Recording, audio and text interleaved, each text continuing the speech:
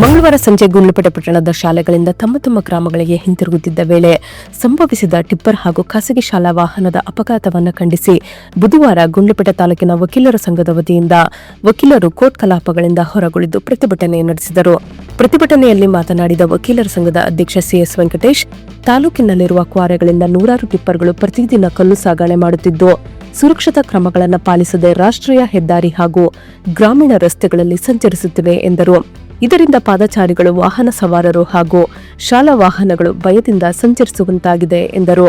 ಟಿಪ್ಪರ್ಗಳ ವೇಗ ನಿಯಂತ್ರಣ, ಪರಿಣಿತ ಚಾಲಕರ ನೇಮಕಾತಿ, ಪರವಾನಗಿ, ವಿಮೆ, ಆರ್ಟಿಒ ಫಿಟ್ನೆಸ್ ಪ್ರಮಾಣ ಪತ್ರ ಸೇರಿದಂತೆ ಎಲ್ಲಾ ನಿಯಮಗಳನ್ನು ಕಟ್ಟುನಿಟ್ಟಾಗಿ ಪಾಲಿಸಬೇಕು. ಶಾಲಾ ಅವಧಿಯಲ್ಲಿ ಟಿಪ್ಪರ್ ಸಂಚಾರಕ್ಕೆ ಕಡಿವಾಣ ಹಾಕಬೇಕು ಎಂದು ಅವರು ಆಗ್ರಹಿಸಿದರು. ಅಪಘಾತಕ್ಕೆ ಕಾರಣರಾದ ತಪ್ಪಿತಸ್ಥರ ವಿರುದ್ಧ ಯಾವುದೇ ಒತ್ತಡಕ್ಕೆ ಮಣಿಯದೆ ಅಧಿಕಾರಿಗಳು ಕಠಿಣ ಕ್ರಮ ಕೈಗೊಳ್ಳಬೇಕು ಎಂದು ಒತ್ತಾಯಿಸಿದರು. ನಂತರ ಪ್ರತಿಭಟನಾನಿರತ ವಕೀಲರು, ಆರಕ್ಷಕ ವೃತ್ತ ನಿರೀಕ್ಷಕರು, ತಾಲೂಕು ದಂಡಾಧಿಕಾರಿಗಳು, ಸದಸ್ಯ ಕಾರ್ಯದರ್ಶಿಗಳು, ಉಚಿತ ಕಾನೂನು ಸೇವಾ ಸಮಿತಿ ಜಿಲ್ಲಾ ಮತ್ತು ಸತ್ರ ನ್ಯಾಯಾಲಯದ ನ್ಯಾಯಾಧೀಶರು ಹಾಗೂ ಜಿಲ್ಲಾಧಿಕಾರಿಗಳಿಗೆ ಮನವಿ ಸಲ್ಲಿಸಿದರು. ಪ್ರತಿಭಟನೆಯಲ್ಲಿ ವಕೀಲರ ಸಂಘದ ಅಧ್ಯಕ್ಷ ಸಿಎಸ್ ವೆಂಕಟೇಶ್, ಉಪಾಧ್ಯಕ್ಷ ಬಿಪಿ ಪುಟ್ಟಸ್ವಾಮಿ, ಕಾರ್ಯದರ್ಶಿ ಜವರಾಜು, ಹಿರಿಯ ವಕೀಲರಾದ ಬಿಪಿ ಶಿವಣ್ಣ, ಬಿಎಸ್ ಮಧುಸೂದನ್, ರವಿಕಾಂತ್, ಗಿರೀಶ್, ಮದಲಾಂಬಿಕಾ ಸೇರಿದಂತೆ ಮಹಿಳಾ ವಕೀಲರು ಹಾಗೂ ಸಂಘದ ಸರ್ವ ಸದಸ್ಯರು ಭಾಗವಹಿಸಿದ್ದರು. ಮಂಗಳವಾರ ಸಂಜೆ ಗುಂಡ್ಲುಪೇಟೆ ಪಟ್ಟಣದ ಶಾಲೆಗಳಿಂದ ತಮ್ಮ ಗ್ರಾಮಗಳಿಗೆ ಹಿಂತಿರುಗುತ್ತಿದ್ದ ವೇಳೆ ಚಿಕ್ಕತುಪ್ಪೂರು ಗ್ರಾಮದ ಸಮೀಪ ಟಿಪ್ಪರ್ ಲಾರಿ ಮತ್ತು ಖಾಸಗಿ ಶಾಲಾ ವಾಹನದ ನಡುವೆ ಸಂಭವಿಸಿದ ಅಪಘಾತದಲ್ಲಿ 7 ಮಂದಿ ಶಾಲಾ ಮಕ್ಕಳು ಹಾಗೂ ಶಾಲಾ ವಾಹನದ ಚಾಲಕರು ಗಾಯಗೊಂಡಿರುವುದು ತಿಳಿದು ಶಾಸಕರಾದ ಎಚ್ಎಂ ಗಣೇಶ್ ಪ್ರಸಾದ್ ರವರು ತಕ್ಷಣ ಸ್ಪಂದಿಸಿದ್ದರು. ಘಟನೆ ತಿಳಿದ ಕೂಡಲೇ ಅವರು ಅಂದು ರಾತ್ರಿ ದೂರವಾಣಿ ಮೂಲಕ ವೈದ್ಯರನ್ನ ಸಂಪರ್ಕಿಸಿ ಗಾಯಗೊಂಡಿರುವ ಮಕ್ಕಳ ಆರೋಗ್ಯದ ಕುರಿತು ಮಾಹಿತಿ ಪಡೆದುಕೊಂಡಿದ್ದರು. ಬಳಿಕ ಇಂದು ಮೈಸೂರಿನ ಆಸ್ಪತ್ರೆಗೆ ಖುದ್ದಾಗಿ ಭೇಟಿ ನೀಡಿ ಗಾಯಗೊಂಡಿರುವ ಶಾಲಾ ಮಕ್ಕಳ ಹಾಗೂ ಚಾಲಕರ ಆರೋಗ್ಯ ವಿಚಾರಿಸಿ ವೈದ್ಯರಿಂದ ಚಿಕಿತ್ಸೆ ಕುರಿತು ಮಾಹಿತಿ ಪಡೆದುಕೊಂಡಿದ್ದಾರೆ. ಇದೇ ವೇಳೆ ಗಾಯಾಳುಗಳ ಕುಟುಂಬಸ್ಥರಿಗೆ ಧೈರ್ಯ ತುಂಬಿದ್ದಾರೆ. ಇದೀಗ ಶಾಲಾ ಮಕ್ಕಳಿಗೆ ವಾರ್ಷಿಕ ಪರೀಕ್ಷೆಗಳು ನಡೆಯುತ್ತಿರುವ ಹಿನ್ನೆಲೆ ಗಾಯಗೊಂಡಿರುವ ಮಕ್ಕಳು ಸಂಪೂರ್ಣವಾಗಿ ಗುಣಮುಖರಾದ ನಂತರ ಪರೀಕ್ಷೆ ಬರೆಯಲು ಅವಕಾಶ ಕಲ್ಪಿಸುವಂತೆ ಸಂಬಂಧಿಸಿದ ಅಧಿಕಾರಿಗಳೊಂದಿಗೆ ಮಾತುಕತೆ ನಡೆಸುವುದಾಗಿ ತಿಳಿಸಿದ್ದಾರೆ. ಜೊತೆಗೆ ಗಾಯಗೊಂಡಿರುವ ಮಕ್ಕಳ ಹಾಗೂ ಚಾಲಕರ ಚಿಕಿತ್ಸಾ ವೆಚ್ಚವನ್ನು ಭರಿಸುವುದಾಗಿ ಭರವಸೆ ನೀಡಿದ್ದಾರೆ. ದುರ್ಘಟನೆಯಲ್ಲಿ ಗಾಯಗೊಂಡಿರುವ ಎಲ್ಲಾ ಮಕ್ಕಳು ಮತ್ತು ಚಾಲಕರು ಶೀಘ್ರವಾಗಿ ಗುಣಮುಖರಾಗಲಿ ಎಂದು ಅವರು ಹಾರೈಸಿದ್ದಾರೆ. ಜಿಲ್ಲೆಯಲ್ಲಿ 2025 ಹಾಗೂ 2026ನೇ ಸಾಲಿನಲ್ಲಿ ಟಿಪ್ಪರ್ ವಾಹನಗಳಿಂದ ಸಂಚಾರ ನಿಯಮ ಉಲ್ಲಂಘನೆ ಪ್ರಕರಣಗಳು ಹೆಚ್ಚಾಗುತ್ತಿರುವ ಹಿನ್ನೆಲೆ ಐಎಂವಿ ಕಾಯ್ದೆಯಡಿ ಚಾಮರಾಜನಗರ ಉಪವಿಭಾಗದ 5 ಪೊಲೀಸ್ ಠಾಣಾ ವ್ಯಾಪ್ತಿಗಳಲ್ಲಿ ಪೊಲೀಸರು ವಿಶೇಷ ಕ್ರಮ ಕೈಗೊಂಡಿದ್ದಾರೆ. ಸಂಚಾರ ನಿಯಮ ಉಲ್ಲಂಘನೆ ಮಾಡಿದ ಟಿಪ್ಪರ್ ವಾಹನಗಳ ವಿರುದ್ಧ ಅತಿವೇಗ ಚಾಲನೆ ಪ್ರಕರಣದಲ್ಲಿ 7 ಪ್ರಕರಣಗಳನ್ನು ದಾಖಲಿಸಿ 5,000 ರು ದಂಡ ವಸೂಲಿ ಮಾಡಲಾಗಿದೆ. ಅಧಿಕ ಭಾರ ಸಾಗಣೆ ಮಾಡಿದ ವಾಹನಗಳ ವಿರುದ್ಧ 4 ಪ್ರಕರಣಗಳನ್ನು ದಾಖಲಿಸಿ ಸಂಬಂಧಿತ ಕ್ರಮಕ್ಕಾಗಿ ಗಣಿ ಇಲಾಖೆಗೆ ವರ್ಗಾಯಿಸಲಾಗಿದ್ದು, ಆ ಇಲಾಖೆಯಿಂದ 86,714 ರು ದಂಡ ವಸೂಲಿಯಾಗಿದೆ. ಇನ್ನು ನಂಬರ್ ಪ್ಲೇಟ್ ಇಲ್ಲದೆ ಸಂಚರಿಸಿದ ವಾಹನಗಳ ವಿರುದ್ಧ 23 ಪ್ರಕರಣಗಳನ್ನು ದಾಖಲಿಸಿ 19,000 ರು ದಂಡ ವಿಧಿಸಲಾಗಿದೆ. ಸಮವಸ್ತ್ರ ಧರಿಸದೆ ವಾಹನ ಚಾಲನೆ ಮಾಡಿದ ಪ್ರಕರಣದಲ್ಲಿ 26 ಪ್ರಕರಣಗಳನ್ನು ದಾಖಲಿಸಿ 13,000 ರು ದಂಡ ವಸೂಲಿಯಾಗಿದೆ.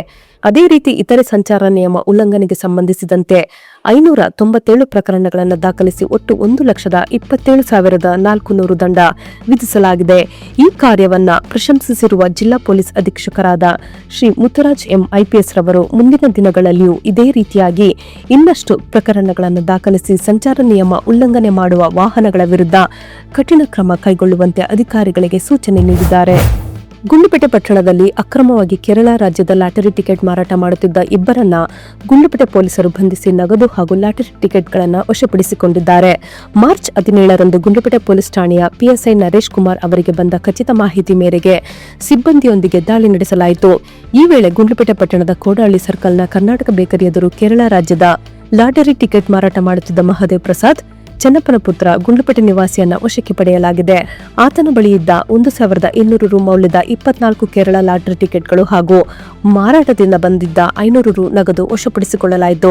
ಅದೇ ದಿನ ಗುಂಡ್ಲುಪೇಟೆ ಪಟ್ಟಣದ ನೆಹರು ಪಾರ್ಕ್ ಬಳಿ ಅಕ್ರಮವಾಗಿ ಲಾಟರಿ ಟಿಕೆಟ್ ಮಾರಾಟ ಮಾಡುತ್ತಿದ್ದ ಕೆ ಮಹದೇವಯ್ಯ ಲೇಟ್ ಕಾಳೇಗೌಡರ ಪುತ್ರ ಗುಂಡ್ಲುಪೇಟೆ ನಿವಾಸಿಯನ್ನ ವಶಕ್ಕೆ ಪಡೆದು ಆತನ ಬಳಿ ಇದ್ದ 700 ರು ಮೌಲ್ಯದ 14 ಕೇರಳ ಲಾಟರಿ ಟಿಕೆಟ್ಗಳನ್ನು ವಶಪಡಿಸಿಕೊಂಡಿದ್ದಾರೆ. ಈ ಸಂಬಂಧ ಆರೋಪಿಗಳ ವಿರುದ್ಧ ಗುಂಡ್ಲುಪೇಟೆ ಪೊಲೀಸ್ ಠಾಣೆಯಲ್ಲಿ ಪ್ರತ್ಯೇಕವಾಗಿ 2 ಪ್ರಕರಣಗಳನ್ನು ದಾಖಲಿಸಿ ತನಿಖೆ ಮುಂದುವರಿಸಲಾಗಿದೆ. ದೇಶದಲ್ಲಿ ಸುರಕ್ಷಿತ ಡಿಜಿಟಲ್ ಗೇಮಿಂಗ್ ವ್ಯವಸ್ಥೆ ನಿರ್ಮಿಸಲು ಕೇಂದ್ರ ಸರ್ಕಾರ ಆನ್ಲೈನ್ ಗೇಮಿಂಗ್ ಉತ್ತೇಜನ ಮತ್ತು ನಿಯಂತ್ರಣ ಕಾಯ್ದೆ 2025 ಜಾರಿಗೊಳಿಸಿದೆ. ಈ ಕಾಯ್ದೆಯ ಪ್ರಕಾರ ಎಲ್ಲಾ ರೀತಿಯ ಆನ್ಲೈನ್ ಹಣದ ಆಟಗಳನ್ನು ನಿಷೇಧಿಸಲಾಗಿದೆ. ಹಣದ ಆಟಗಳ ಜಾಹೀರಾತು ಪ್ರಚಾರ ಮತ್ತು ಹಣಕಾಸು ವ್ಯವಹಾರಗಳನ್ನು ಕೂಡ ಈ ಕಾಯ್ದೆ ನಿರ್ಬಂಧಿಸುತ್ತಿದೆ. ಬ್ಯಾಂಕ್ಗಳು ಮತ್ತು ಪಾವತಿ ವ್ಯವಸ್ಥೆಗಳ ಮೂಲಕ ಇಂತಹ ಆಟಗಳಿಗೆ ಹಣದ ವ್ಯವಹಾರ ನಡೆಸುವುದಕ್ಕೂ ಅವಕಾಶ ಇರುವುದಿಲ್ಲ. ಕಾನೂನು ಉಲ್ಲಂಘಿಸಿದರೆ 3 ವರ್ಷಗಳವರೆಗೆ ಜೈಲು ಶಿಕ್ಷೆ ಅಥವಾ 1 ಕೋಟಿ ರೂಪಾಯಿ ದಂಡ ವಿಧಿಸಬಹುದು. ಇದರ ಜೊತೆಗೆ ಸರ್ಕಾರ ಭಾರತೀಯ ಆನ್ಲೈನ್ ಗೇಮಿಂಗ್ ಪ್ರಾಧಿಕಾರವನ್ನು ಸ್ಥಾಪಿಸಿ ಯಾವ ಆಟಗಳು ಅನುಮತಿಸಬಹುದು ಎಂಬುದನ್ನು ನಿರ್ಧರಿಸುವ ವ್ಯವಸ್ಥೆ ಮಾಡಲಿದೆ. ಈ ಕುರಿತು ಮಾಹಿತಿ ಲೋಕಸಭೆಯಲ್ಲಿ ರಾಜ್ಯ ಸಚಿವ ಡಾ ಎಲ್. ಮುರುಗನ್ ಅವರು ಲಿಖಿತ ಉತ್ತರದಲ್ಲಿ ನೀಡಿದ್ದಾರೆ. ಗುಂಡ್ಲುಪೇಟೆ ತಾಲೂಕಿನ ಪಡ್ಗೂರು ಗ್ರಾಮದಲ್ಲಿ ಮಂಗಳವಾರ ನಡೆದ ಹುಲಿ ಸಾವಿನ ಘಟನೆಗೆ ಸಂಬಂಧಿಸಿದಂತೆ ಬುಧವಾರ ಕರ್ನಾಟಕ ರಾಜ್ಯ ರೈತ ಸಂಘ ಹಾಗೂ ಹಸಿರು ಸೇನೆ ವತಿಯಿಂದ ಗುಂಡ್ಲುಪೇಟೆಯಲ್ಲಿ ಪ್ರತಿಭಟನೆ ನಡೆಸಲಾಯಿತು. ಗುಂಡ್ಲುಪೇಟೆ ಪ್ರವಾಸಿ ಮಂದಿರದಿಂದ ಹೊರಟ ರೈತರು ಹೆದ್ದಾರಿಯಲ್ಲಿ ರಸ್ತೆ ತಡೆ ಚಳವಳಿ ನಡೆಸಿ ಬಳಿಕ ಗುಂಡ್ಲುಪೇಟೆ ಪೊಲೀಸ್ ಠಾಣೆಗೆ ತೆರಳಿ ಮನವಿ ಸಲ್ಲಿಸಿದರು. ಹುಲಿ ಸಾವಿಗೆ ಅರಣ್ಯ ಇಲಾಖೆ ನೇರ ಹೊಣೆಗಾರರಾಗಿದ್ದು ಅವರ ನಿರ್ಲಕ್ಷ್ಯದಿಂದ ಘಟನೆ ಸಂಭವಿಸಿದೆ ಎಂದು ಆರೋಪಿಸಿ ರೈತನ ವಿರುದ್ಧ ಯಾವುದೇ ರೀತಿಯ ದೂರು ದಾಖಲಿಸಬಾರದು ಎಂದು ಒತ್ತಾಯಿಸಿದರು.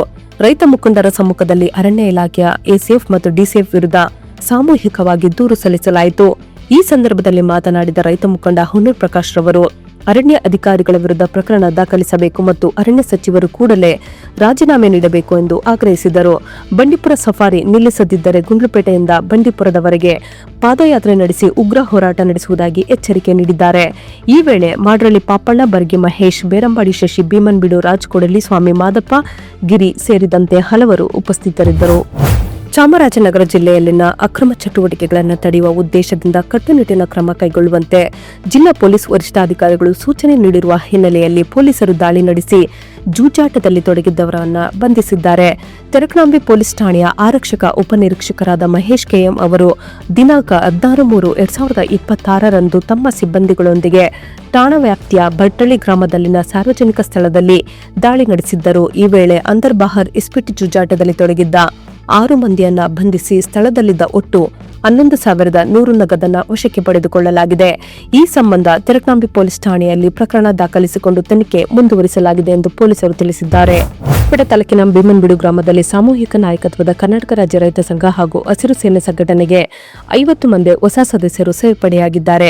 ಈ ಸಂದರ್ಭದಲ್ಲಿ ಗ್ರಾಮಸ್ಥರು ಎದುರಿಸುತ್ತಿರುವ ಸಮಸ್ಯೆಗಳ ಕುರಿತು ಹುನ್ನೂರ್ ಪ್ರಕಾಶ್ ಮಾತನಾಡಿ, ಗ್ರಾಮದಲ್ಲಿ ಕುಡಿಯುವ ನೀರಿನ ಸಮಸ್ಯೆ ಸೇರಿದಂತೆ ಹಲವು ಮೂಲಭೂತ ಸೌಲಭ್ಯಗಳ ಕೊರತೆ ಇರುವುದನ್ನು ಅವರು ಗಮನಕ್ಕೆ ತಂದರು. ಇದೇ ವೇಳೆ ಗ್ರಾಮ ಪಂಚಾಯಿತಿ ಅಭಿವೃದ್ಧಿ ಅಧಿಕಾರಿ ಪಿಡಿಒ ಅವರೊಂದಿಗೆ ಮಾತನಾಡಿ ಗ್ರಾಮದಲ್ಲಿನ ಸಮಸ್ಯೆಗಳನ್ನು ಶೀಘ್ರದಲ್ಲೇ ಬಗೆಹರಿಸುವಂತೆ ಮನವಿ ಮಾಡಲಾಯಿತು. ಸಮಸ್ಯೆಗಳನ್ನು ಪರಿಹರಿಸದಿದ್ದಲ್ಲಿ ಮುಂದಿನ ದಿನಗಳಲ್ಲಿ ಗ್ರಾಮದಲ್ಲಿ ಚಳುವಳಿ ನಡೆಸಲಾಗುವುದು ಎಂದು ಎಚ್ಚರಿಕೆ ನೀಡಿದ್ದಾರೆ. ಕಾರ್ಯಕ್ರಮದಲ್ಲಿ ಗ್ರಾಮಸ್ಥರು ಹಾಗೂ ರೈತ ಸಂಘದ ಸದಸ್ಯರು ಭಾಗವಹಿಸಿದ್ದರು. ಗುಂಡ್ಲುಪೇಟೆ ಪೊಲೀಸ್ ಠಾಣಾ ವ್ಯಾಪ್ತಿಯಲ್ಲಿ ಕಳೆದು ಹೋದ ಮೊಬೈಲ್ ಫೋನ್ನನ್ನು ಪೊಲೀಸರು ಸಿಐಆರ್ ಪೋರ್ಟಲ್ ಮೂಲಕ ಪತ್ತೆ ಹಚ್ಚಿ ಮಾಲೀಕರಿಗೆ ಮರಳಿ ಹಸ್ತಾಂತರಿಸಿದ್ದಾರೆ. ಮೊಬೈಲ್ ಕಳೆದು ಹೋಗಿರುವ ಕುರಿತು ದೂರು ನೀಡಿದ ಹಿನ್ನೆಲೆಯಲ್ಲಿ ಗುಂಡ್ಲುಪೇಟೆ ಪೊಲೀಸ್ ಠಾಣೆಯ ಸಿಬ್ಬಂದಿ ಸಿಐಆರ್ ಪೋರ್ಟಲ್ ಮೂಲಕ ಮೊಬೈಲ್ನ IMEI ಸಂಖ್ಯೆಯನ್ನು ಟ್ರ್ಯಾಕ್ ಮಾಡಿ ಪತ್ತೆ ಹಚ್ಚುವ ಕಾರ್ಯ ಕೈಗೊಂಡಿದ್ದರು. ತಂತ್ರಜ್ಞಾನ ಸಹಾಯದಿಂದ ಮೊಬೈಲ್ ಪತ್ತೆಯಾಗಿದ್ದು ನಂತರ ಅದನ್ನು ಸಂಬಂಧಿಸಿದ ಮಾಲೀಕರಿಗೆ ನೀಡಲಾಗಿದೆ. ಸಿಐಆರ್ ಪೋರ್ಟಲ್ ಕೇಂದ್ರ ಸರ್ಕಾರದ ದೂರಸಂಪರ್ಕ ಇಲಾಖೆಯ ಮೂಲಕ ಕಾರ್ಯನಿರ್ವಹಿಸುವ ವ್ಯವಸ್ಥೆಯಾಗಿದ್ದು ಕಳೆದು ಹೋದ ಅಥವಾ ಕಳುವಾದ ಮೊಬೈಲ್ ಫೋನ್ಗಳನ್ನು ಪತ್ತೆ ಹಚ್ಚಲು ಹಾಗೂ ಅವುಗಳನ್ನು ಬಳಕೆ ಮಾಡಲು ತಡೆ ಹಿಡಿಯಲು ಸಹಾಯಕವಾಗುತ್ತದೆ. ನಾಗರಿಕರು ತಮ್ಮ ಮೊಬೈಲ್ ಕಳೆದು ಹೋದರೆ ಸಿಐಆರ್ ಪೋರ್ಟಲ್ ಮೂಲಕ ದೂರು ದಾಖಲಿಸಿ ಸಹಾಯ ಪಡೆಯಬಹುದು ಎಂದು ಪೊಲೀಸರು ತಿಳಿಸಿದ್ದಾರೆ. ಗುಂಡ್ಲುಪೇಟೆ ತಾಲೂಕಿನ ಕಲಿಕೌಡ್ನಳ್ಳಿ ಗ್ರಾಮದಲ್ಲಿ ಬುಧವಾರ ಸಂಜೆ ಸುರಿದ ಭಾರೀ ಮಳೆಯಿಂದ ಚರಂಡಿ ನೀರು ಕೆಲ ಮನೆಗಳಿಗೆ ನುಗ್ಗಿ ನಿವಾಸಿಗಳು ಸಂಕಷ್ಟಕ್ಕೆ ಸಿಲುಕಿದ್ದ ಪ್ರಸಂಗ ನಡೆದಿದೆ. ಸಂಜೆ ವೇಳೆಯಲ್ಲಿ ಸುರಿದ ಮಳೆಯಿಂದ ಗ್ರಾಮದ ಚರಂಡಿಗಳು ತುಂಬಿ ಹರಿದು ಮಳೆ ನೀರು ಹಾಗೂ ಚರಂಡಿ ನೀರು ಮನೆಯೊಳಗೆ ನುಗ್ಗಿದೆ. ಕೆಲ ಸಮಯ ಮನೆಗಳ ಮುಂದೆ ಹಾಗೂ ರಸ್ತೆಗಳ ಮೇಲೆ ನೀರು ಜಮಾಯಿಸಿದ ಕಾರಣ ಸಂಚಾರಕ್ಕೂ ಅಡಚಣೆ ಉಂಟಾಗಿದೆ. ಗ್ರಾಮದಲ್ಲಿ ಸಮರ್ಪಕವಾದ ಚರಂಡಿ ವ್ಯವಸ್ಥೆ ಹಾಗೂ ನೀರು ಹರಿಯುವ ವ್ಯವಸ್ಥೆ ಇಲ್ಲದಿರುವುದರಿಂದ ಮಳೆಗಾಲದ ವೇಳೆ ಈ ರೀತಿಯ ಸಮಸ್ಯೆಗಳು ಉಂಟಾಗುತ್ತಿವೆ ಎಂದು ಸ್ಥಳೀಯರು ಆರೋಪಿಸಿದ್ದಾರೆ. ಸಂಬಂಧಿಸಿದ ಅಧಿಕಾರಿಗಳು ಸ್ಥಳಕ್ಕೆ ಭೇಟಿ ನೀಡಿ ಸಮಸ್ಯೆ ಬಗೆಹರಿಸಬೇಕು ಎಂದು ನಿವಾಸಿಗಳು ಆಗ್ರಹಿಸಿದ್ದಾರೆ. ಜಿಲ್ಲೆಯಲ್ಲಿ ಗೃಹ ಬಳಕೆ ಎಲ್ಪಿಜಿ ಗ್ಯಾಸ್ ಸಿಲಿಂಡರ್ಗಳು ಸಮರ್ಪಕವಾಗಿ ಲಭ್ಯವಿದ್ದು ಸರಬರಾಜು ಕೂಡ ಹಿಂದಿನಂತೆ ನಡೆಯುತ್ತಿದೆ ಎಂದು ಜಿಲ್ಲಾಡಳಿತ ತಿಳಿಸಿದೆ. ಈ ಕುರಿತು ಪ್ರಕಟಣೆ ನೀಡಿರುವ ಜಿಲ್ಲಾಧಿಕಾರಿ ಶ್ರೀ ರೂಪಾ ಅವರು ಸಾರ್ವಜನಿಕರು ಯಾವುದೇ ಆತಂಕಕ್ಕೆ ಒಳಗಾಗದೆ ಅಗತ್ಯವಿರುವ ಪ್ರಮಾಣದಲ್ಲಿ ಮಾತ್ರ ಗ್ಯಾಸ್ ಸಿಲಿಂಡರ್ ಬುಕ್ ಮಾಡಿ ಪಡೆಯಬೇಕು ಎಂದು ಮನವಿ ಮಾಡಿದ್ದಾರೆ. ಜಿಲ್ಲೆಯಲ್ಲಿ ಕಾರ್ಯನಿರ್ವಹಿಸುತ್ತಿರುವ ಎಲ್ಲ ಎಲ್ಪಿಜಿ ವಿತರಕರೊಂದಿಗೆ ಸಮಾಲೋಚನೆ ನಡೆಸಲಾಗಿದ್ದು ಗೃಹ ಬಳಕೆ ಸಿಲಿಂಡರ್ಗಳ ಸಮರ್ಪಕ ಸಂಗ್ರಹ ಮತ್ತು ಸರಬರಾಜು ಇರುವುದನ್ನು ದೃಢಪಡಿಸಲಾಗಿದೆ. ವಿತರಕರು ಗ್ರಾಹಕರ ಮನೆ ಬಾಗಿಲಿಗೆ ಎಂದಿನಂತೆ ಗ್ಯಾಸ್ ಸಿಲಿಂಡರ್ ಪೂರೈಕೆ ಮಾಡಲಿದ್ದಾರೆ ಎಂದರು. ಎಲ್ಪಿಜಿ ವಿತರಣೆಯಲ್ಲಿ ಯಾವುದೇ ಸಮಸ್ಯೆ ಕಂಡುಬಂದಲ್ಲಿ ಜಿಲ್ಲಾಧಿಕಾರಿಗಳ ಕಚೇರಿ ಆಹಾರ ಚಾಮರಾಜನಗರ ಸಂಖ್ಯೆಗೆ ಸಂಪರ್ಕಿಸಬಹುದು. ಜೊತೆಗೆ ಎಚ್ಪಿಸಿ ಮತ್ತು ಬಿಪಿಸಿ ಸೇಲ್ಸ್ ಅಧಿಕಾರಿಗಳಿಗೂ ದೂರವಾಣಿ ಮೂಲಕ ಮಾಹಿತಿ ನೀಡಬಹುದು ಎಂದು ತಿಳಿಸಿದ್ದಾರೆ. ಯಾವುದೇ ಅನಧಿಕೃತ ಗ್ಯಾಸ್ ಸಿಲಿಂಡರ್ ಸಂಗ್ರಹಣೆ ಅಥವಾ ಅಕ್ರಮ ಮಾರಾಟ ಕಂಡುಬಂದಲ್ಲಿ ಅಗತ್ಯ ವಸ್ತುಗಳ ಕಾಯ್ದೆ 1955 ಅಡಿ ಕಾನೂನು ಕ್ರಮ ಕೈಗೊಳ್ಳಲಾಗುವುದು ಎಂದು ಜಿಲ್ಲಾಡಳಿತ ಎಚ್ಚರಿಕೆ ನೀಡಿದೆ.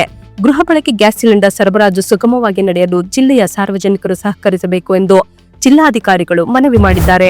ಸೊ ಫ್ರೆಂಡ್ಸ್, ಇದಾಗಿತ್ತು ಇವತ್ತಿನ ನ್ಯೂಸ್. ನಿಮಗೆ ಈ ಹೊಸ ಪ್ರಯತ್ನ ಇಷ್ಟವಾದಲ್ಲಿ ಕೂಡಲೇ ನಮ್ಮ ಚಾನೆಲ್ ಅನ್ನು ಲೈಕ್ ಮಾಡಿ, ಶೇರ್ ಮಾಡಿ, ಸಬ್ಸ್ಕ್ರೈಬ್ ಮಾಡಿ.